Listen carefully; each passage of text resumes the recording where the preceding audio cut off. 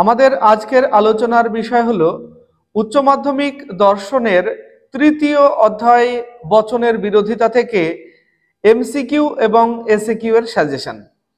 তোমরা অনেকেই বলেছো অধ্যায় ভিত্তিক এমসিকিউ এবং এসএকিউ এর সাজেশন দেওয়ার জন্য। আমি ইতিমধ্যে প্রথম এবং দ্বিতীয় অধ্যায়ের সাজেশন দিয়েছি। তোমরা অনেকেই আবারও অনুরোধ করেছো এইভাবে যেন বাকি অধ্যায়গুলির সাজেশন আমি দিই।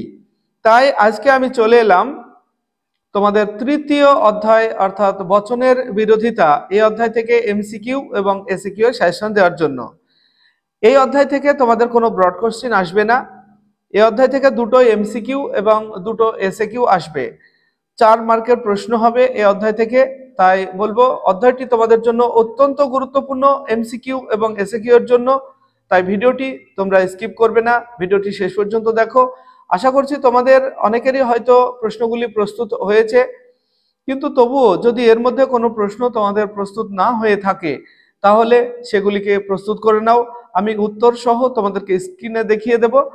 তোমরা যেগুলি তোমাদের রেডি আছে সেগুলি তোমরা বাদ দিয়ে যদি কোনো প্রশ্ন মনে হয় যে এই প্রশ্নটি তোমার রেডি নেই, তাহলে সেই প্রশ্নটি তোমরা স্ক্রিনশট করে নেবে, দিয়ে পড়াশোনা করবে।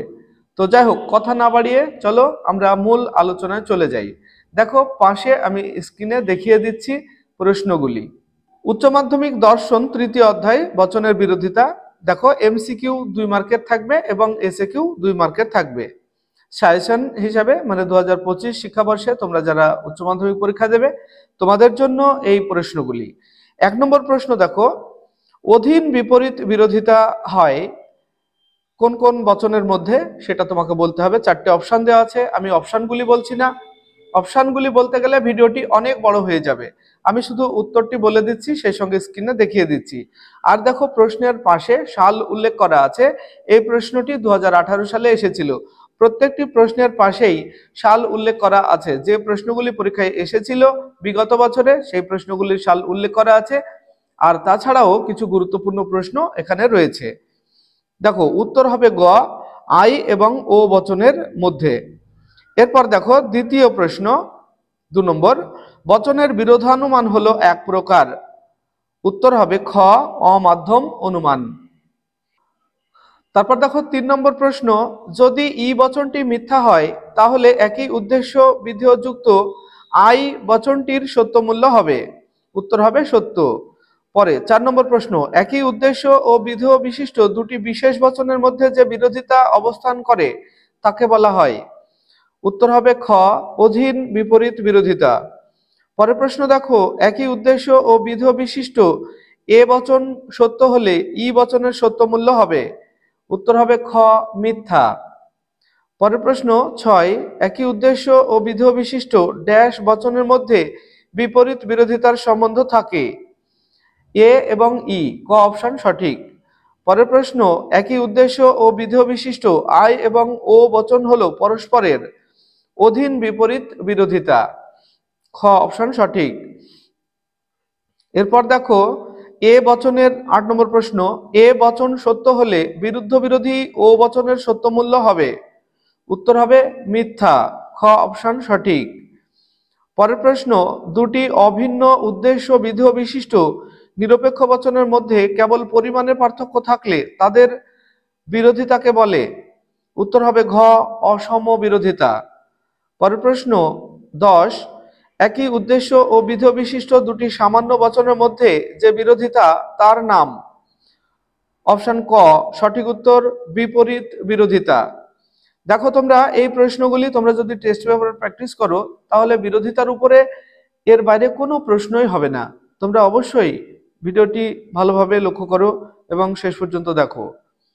11 নম্বর প্রশ্ন, ভিন্ন গুণ বিশিষ্ট দুটি বিশেষ বচনের মধ্যে যে বিরোধিতা তা হলো। অপশন খ, অধীন বিপরীত বিরোধিতা।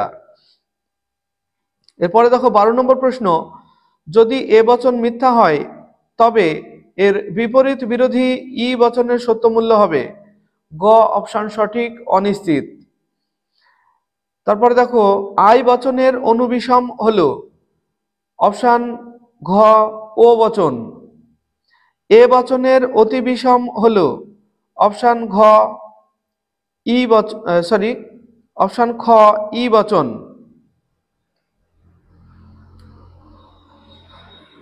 এরপরে চলে আসবো আমরা 15 নম্বর প্রশ্ন, বচনের বিরোধিতা কয় প্রকার? বচনের বিরোধিতা 4 প্রকার। অপশন গ সঠিক উত্তর।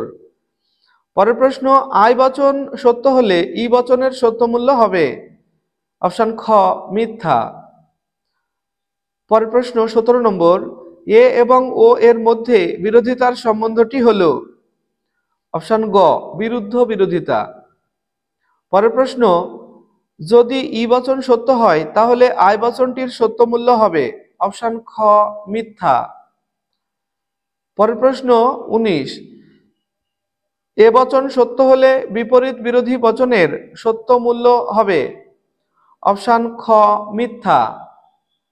পরের প্রশ্ন, তর্কবিদ্যায় বিরোধিতা হয় দুটি সমজাতীয় বচনের মধ্যে? অপশন খ সঠিক উত্তর। পরের প্রশ্ন দেখো, অতিবর্তী বচনটি সত্য হলে অনুবর্তী বচনটি হবে? অপশন ক সত্য। এরপরে দেখো আমরা চলে আসছি এসএকিউ এ। এসএকিউ এর উত্তরগুলি আমি বলছি না, বলতে গেলে ভিডিওটি অনেক বড় হয়ে যাবে, তাই তোমরা প্রয়োজন মনে করলে এসএকিউ এর উত্তরগুলি স্ক্রিনশট করে নেবে। দেখো প্রথম প্রশ্ন হলো, বিরুদ্ধ বিরোধিতার মূল শর্ত দুটি উল্লেখ করো। দেখো এখানে আমার লেখা আছে দুটি শর্ত, স্ক্রিনশট করে নিয়ে পড়তে পারো, তোমাদের যদি আগে থেকে পড়া থাকে তাহলে খুবই ভালো। চলে আসবে এবার 2 নম্বর প্রশ্ন। আচ্ছা 1 নম্বরে দেখিয়ে দিলাম, এবার 2 নম্বর দেখো, অসম বিরোধিতার সত্যতার নিয়মটি লেখো। এখানে দেওয়া আছে উত্তর, তোমরা লিখে নেবে, আমি পড়ছি না।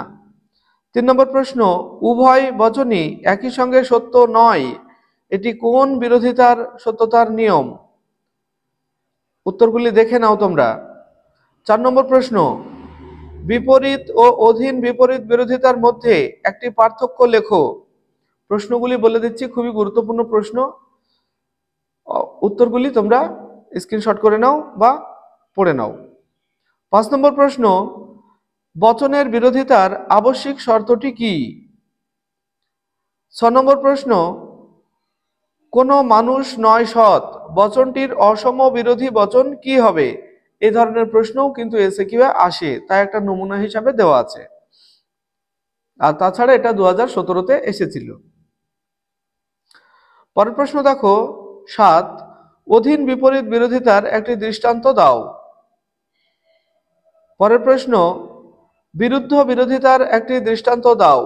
এ ধরনের প্রশ্ন কিন্তু তোমাদের আসবে, মাথায় রাখবে। পরের প্রশ্ন 9 নম্বর, কোন কোন মানুষ নয় বুদ্ধিবৃত্তি সম্পন্ন বচনটির অধীন বিপরীত বিরোধী বচনটি উল্লেখ করো। এরপর দেখো 10 নম্বর প্রশ্ন, অসম বিরোধিতার একটি দৃষ্টান্ত দাও। 11, বিরুদ্ধ বিরোধিতা কাকে বলে? 12, অসম বিরোধিতায় বচন দুটির মধ্যে কিরূপ প্রভেদ থাকে? 13, বিপরীত বিরোধী একটি বচন সত্য হলে অন্য বচনটির সত্য মূল্য কি হবে?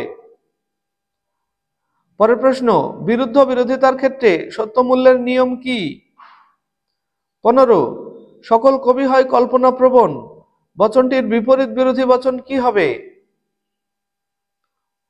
অসম বিরোধিতা কাকে বলে? পরের প্রশ্ন 17 নম্বর, বচনের বিরোধিতা বলতে কি বোঝো? 18, সাধারণ বিরোধ চতুষ্কোণ কি? 19, কোন কোন বচনের মধ্যে বিপরীত বিরোধিতার সম্বন্ধ আছে? 20, বিরুদ্ধ বিরোধিতা কোন কোন বচনের মধ্যে হয়? এগুলি মুখস্থ করার কিছু নেই, এগুলি একটু জেনে রাখার, একটু দেখে রাখো। পরের প্রশ্ন, কোন কোন বচনের মধ্যে অসম বিরোধিতা হয়? পরের প্রশ্ন, বিরোধী বচন কাকে বলে? তারপরের প্রশ্ন, নব্য যুক্তিবিজ্ঞানীদের মধ্যে বচনের বিরোধিতা কয় প্রকার? খুব ইম্পর্টেন্ট প্রশ্ন কিন্তু। পরের প্রশ্ন, বিরোধিতায় অতিবর্তী বচন কাকে বলে? তারপরের প্রশ্ন, কোন কোন মানুষ নয় সাহসী এর অতিবর্তী বচনটি কি? পরের প্রশ্ন, বিপরীত বিরোধিতা কাকে বলে? বা অতি বিষমতা বলতে কি বোঝো? এরপর 27 নম্বর